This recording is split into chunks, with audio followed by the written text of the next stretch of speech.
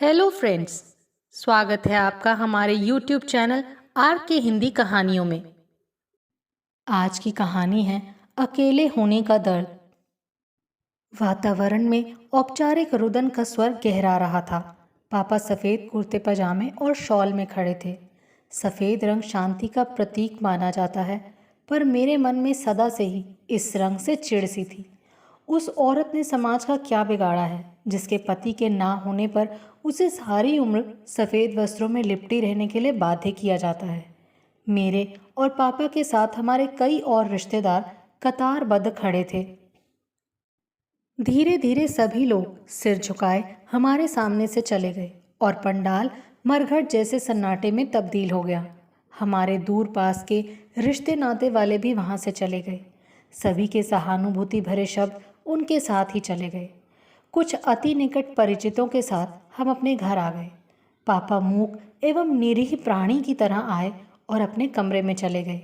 बाकी बचे परिजनों के साथ मैं ड्राइंग रूम में बैठ गई। कुछ औपचारिक बातों के बाद मैं किचन से चाय बनवाकर ले आई। एक ग्लास में चाय डालकर मैं पापा के पास गई।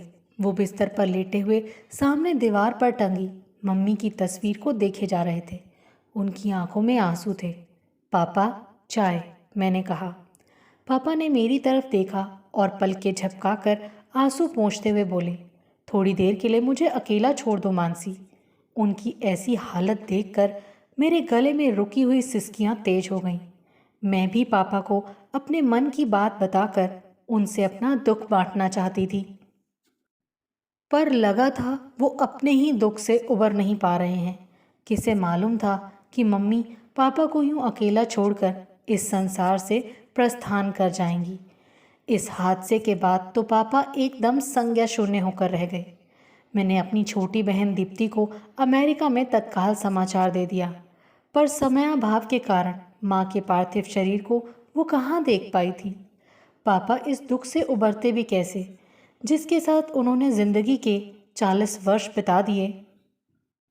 माँ का इस तरह बिना किसी बीमारी के मरना पापा कैसे भूल सकते थे। कई दिनों तक रोते रोते क्रमशः रुदन तो समाप्त हो गया, पर शोक शांत नहीं हो सका। पापा की ऐसी हालत देखकर मैंने धीरे से उनका दरवाज़ा बंद किया और वापस ड्राइंग रूम में आ गई, जहाँ मेरे पति राहुल बैठे थे। चाचा जी वहाँ बैठे हुए हलवाई, टेंट वाले, पंडित जी आदि का हिसाब किताब करते जा रहे थे। मुझे देखते ही उन्होंने कहा, आजकल छोटे से छोटे कार्य में भी इतना खर्च हो जाता है कि बस। ये कहते कहते उन्होंने राहुल को सारे बिल पकड़ा दिए। मैंने राहुल को इशारे से सबका हिसाब चुकता करने को कहा। पापा अपने गम में इतने डूबे हुए थे कि उनसे कुछ भी इस समय कहने का साहस मुझ में नहीं था। अच्छा मानसी बिटिया, अब मैं चलता हूँ, कोई काम हो तो बताना, कहते हुए चाचा जी ने मुझे इस अंदाज में देखा कि मैं कोई दूसरा काम न कह दूँ, और उनके साथ ही कॉलोनी की 3-4 महिलाएं भी चल दीं। मुझे इस बात से बेहद दुख हुआ कि मम्मी इतने वर्षों से सदा सबके सुख दुख में हमें भी नज़रअंदाज कर उनका साथ देती थी, लेकिन आज सभी ने उनके गुजरने के साथ ही अपने कर्तव्यों से भी इतिश्री मान ली थी। शाम को खाने की मेज़ पर मैंने राहुल से पूछा, तुम्हारा क्या प्रोग्राम है अब? मैं तो रात को ही वापस जाना चाहता हूँ, तुम साथ नहीं चल रही हो क्या? राहुल ने पूछा। पापा को ऐसी हालत में छोड़कर कैसे चली जाऊं? मैंने रुआंसी होकर कहा, लगता है ऐसे ही समय के लिए लोग बेटे की कामना करते हैं।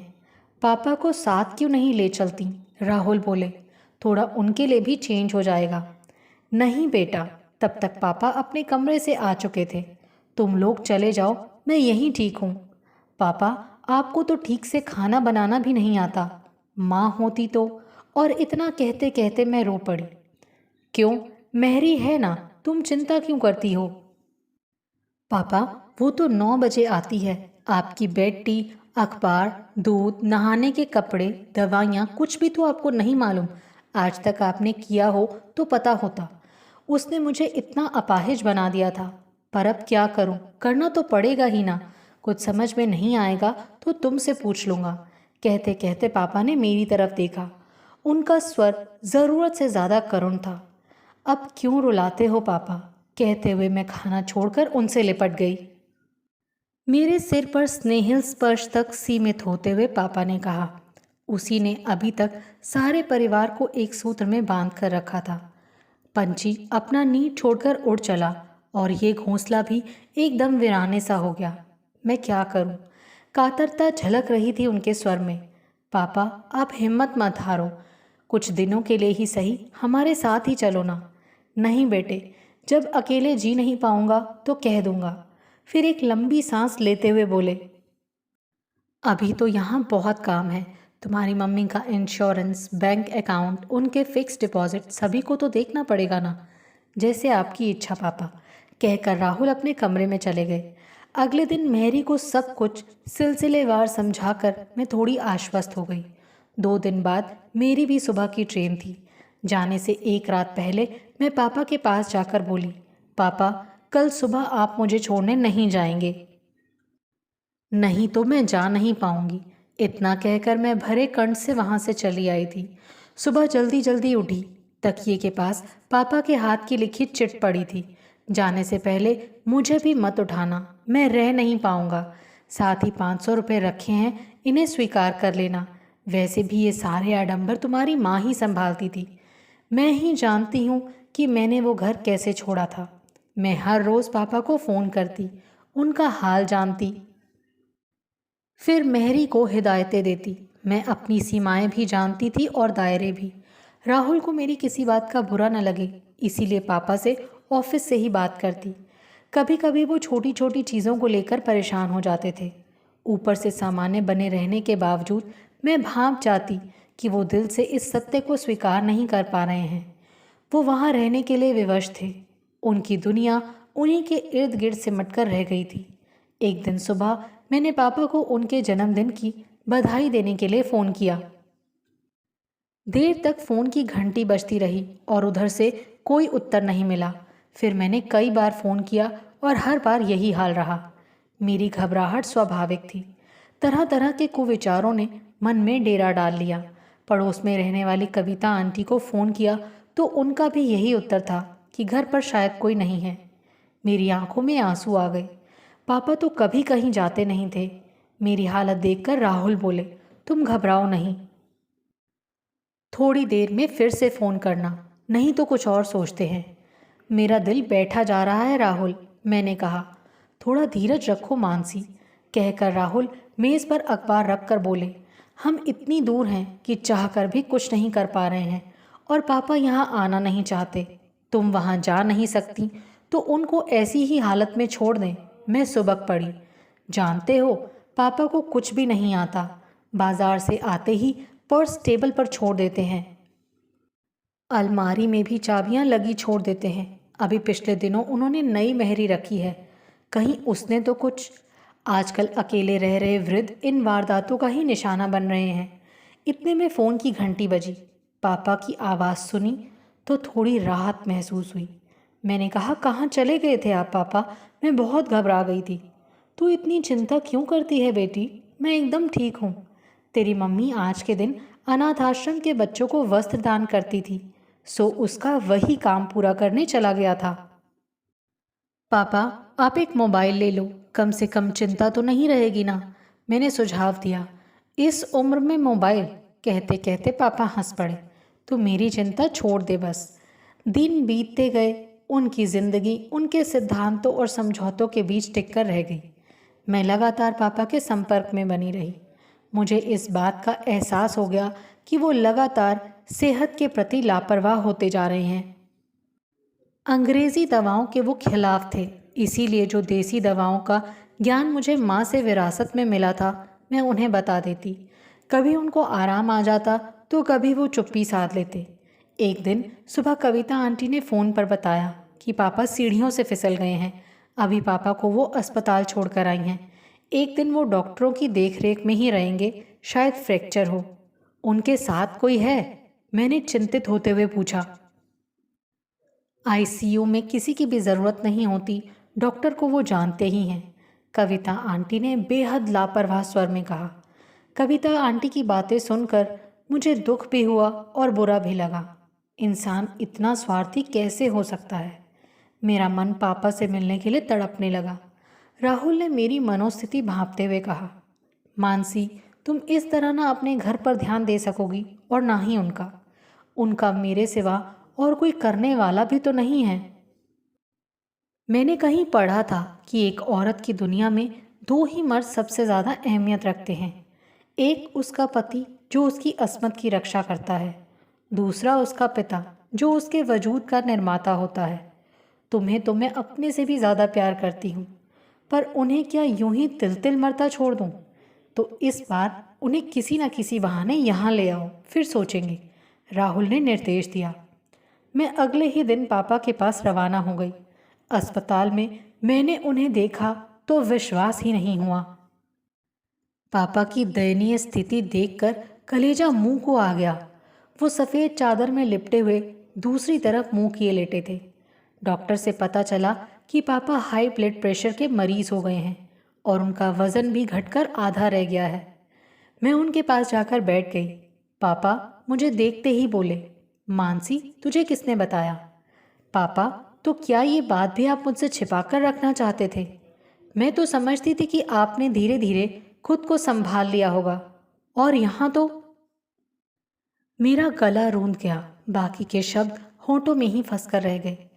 मैं सब बताता रहता तो तू मेरी चिंता करती। राहुल क्या सोचेगा? ठीक है पापा, मैं भी तब तक राहुल के पास नहीं जाऊंगी जब तक आप मेरे साथ नहीं चलेंगे। मेरा घर उजड़ता है तो उजड़े, मैं आपको यूं अकेला छोड़कर नहीं जा सकती। मानसी, ये क्या कह दिया तूने? कहकर वो थोड़ा उठने को हुए, तभी नर्स ने आकर उन्हें फिर लिटा दिया। सीढ़ियों से फिसलने के बाद पापा को चोट तो बहुत आई थी, पर कोई फ्रैक्चर नहीं हुआ। मैं उन्हें अस्पताल से घर ले गई और बिस्तर पर लिटा दिया। मेरी निगाहें घर के चारों तरफ दौड़ गईं। घर की हालत देखकर लगता ही नहीं था कि यहाँ कोई रहता है। बड़े बेढंगे तरीके से कपड़ों को समेटकर एक तरफ रखा हुआ था।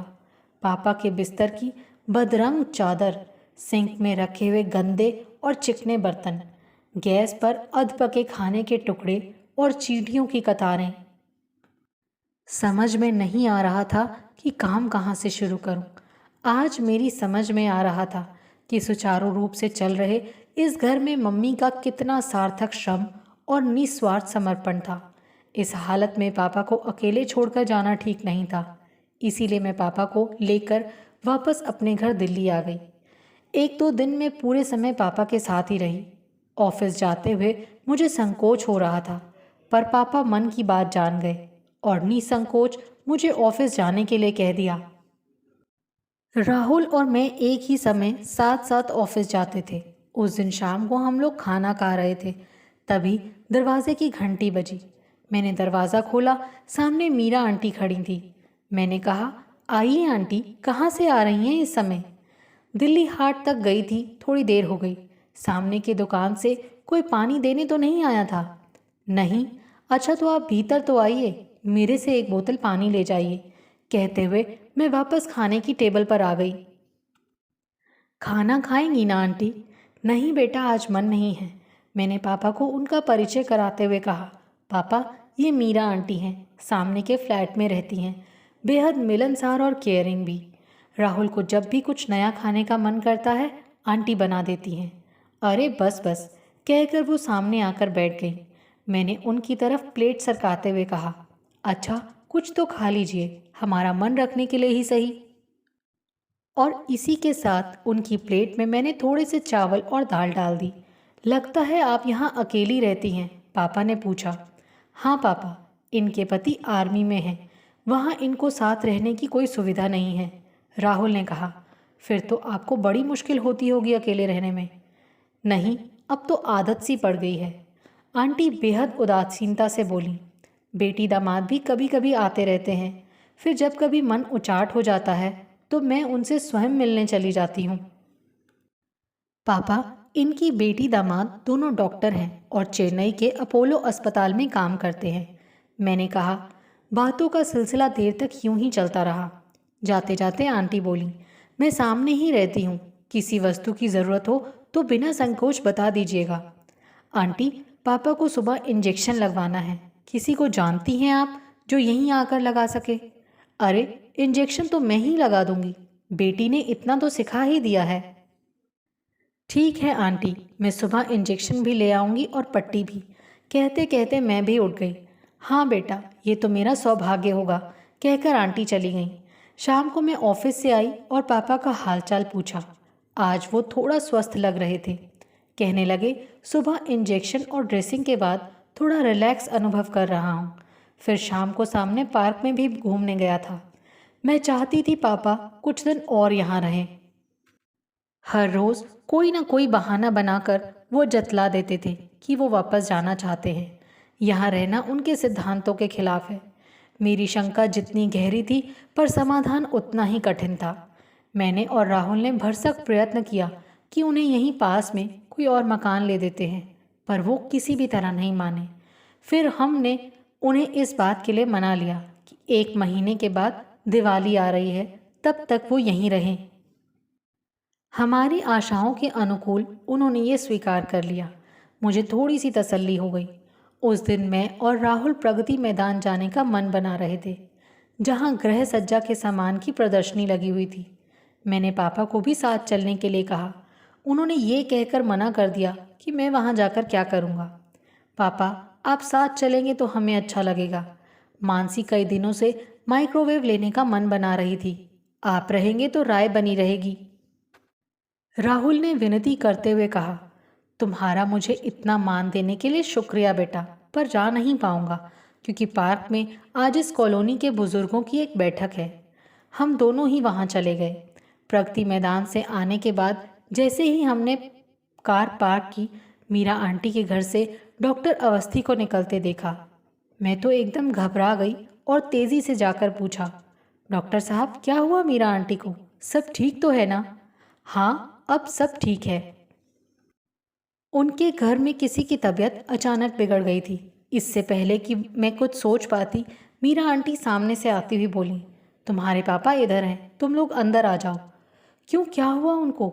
दरअसल तुम्हारे जाने के बाद उन्होंने मेरी घंटी बजाकर कहा था कि उन्हें बहुत घबराहट हो रही है। मैं थोड़ा घबरा गई थी। मैं उन्हें सहारा देकर अपने यहाँ ले आई और डॉक्टर को फ़ोन कर दिया। उनका ब्लड प्रेशर बहुत बढ़ा हुआ था, शायद गैस हो रही होगी। अभी उन्हें सोने का इंजेक्शन और कुछ दवाइयाँ दी हैं। कहते हुए उन्होंने मुझे वो पर्चा पकड़ा दिया। आंटी, बुढ़ापा नहीं, पापा अकेलेपन का शिकार हैं। कहते कहते मैं पापा के पास ही बैठ गई। 62 साल की उम्र भी कोई बुढ़ापे की होती है? राहुल जब तक अपने फ्लैट से फ्रेश होकर आए, आंटी ने चाय बना दी। मैं पुनः पापा की इस हालत से चिंतित थी और परेशान भी। वो पूरी रात हमने उनके पास बैठकर बिताई। कुछ दिन और बीत गए। पापा अब फिर सामान्य हो गए थे। आंटी का हमारे घर निरंतर आना जाना बना रहता था। हम पापा में फिर से उत्साह पैदा करने की कोशिश करते रहे। एक पल को वो खुश हो जाते और दूसरे ही पल उदास और गंभीर। रविवार को हम सवेरे बरामदे में बैठे चाय पी रहे थे। बातों बातों में राहुल ने आंटी का उदाहरण देते हुए कहा कि वो कितने मज़े से ज़िंदगी काट रही हैं। सचमुच वो बहुत ही भद्र और मिलनसार महिला हैं। इस उम्र में तो उनके पति को भी रिटायरमेंट ले लेना चाहिए। कब से वो अकेली ज़िंदगी जी रही हैं, और आजकल के हालात देखते हुए एक अकेली औरत। पापा बोले, पापा आपको एक बात बताऊं? राहुल ने सारा संकोच त्याग कर कहा, मैंने पहले दिन आपसे झूठ बोला था कि आंटी के पति आर्मी में हैं। दरअसल उनके पति की मृत्यु 8 साल पहले हो चुकी है। तब उनकी बेटी मेडिकल कॉलेज में पढ़ती थी। बड़ी मुश्किलों से आंटी ने उसे पढ़ाया है। पिछले ही साल उसकी शादी की है। ओह, ये तो बहुत बुरा हुआ। उन्होंने कभी बताया भी नहीं। सभी लोगों को उन्होंने यही बता रखा है जो मैंने आपको बताया था। एक अकेली औरत का सचमुच अकेला रहना कितना कठिन होता है, ये उनसे पूछिए। इसीलिए मैं जब भी आंटी को देखती हूँ, मुझे आपकी चिंता होने लगती है। औरत होने के नाते वो तो अपना घर संभाल सकती हैं, पर पुरुष नहीं। उन्हें सचमुच एक सहारे की ज़रूरत होती है। पापा, आपको लगता है कि आप यूं अकेले जीवन बिता पाएंगे? मैं बेटी हूं आपकी। मम्मी के बाद आपका ध्यान रखना मेरा फ़र्ज़ है, मेरा अधिकार भी है और कर्तव्य भी। मैं जो कह रही हूं आप समझ रहे हैं ना पापा? मैं मीरा आंटी की बात कर रही हूँ। मैं अपनी बात कह चुकी थी और अब पापा के चेहरे पर घेर आए भावों को पढ़ने की कोशिश करने लगी। मानसी ठीक कह रही है पापा, राहुल बोले। बहुत दिनों तक सोचने के बाद ही डरते डरते हमने आपसे कहने की हिम्मत जुटाई है। बात अच्छी ना लगी हो तो हमें माफ़ कर दीजिए।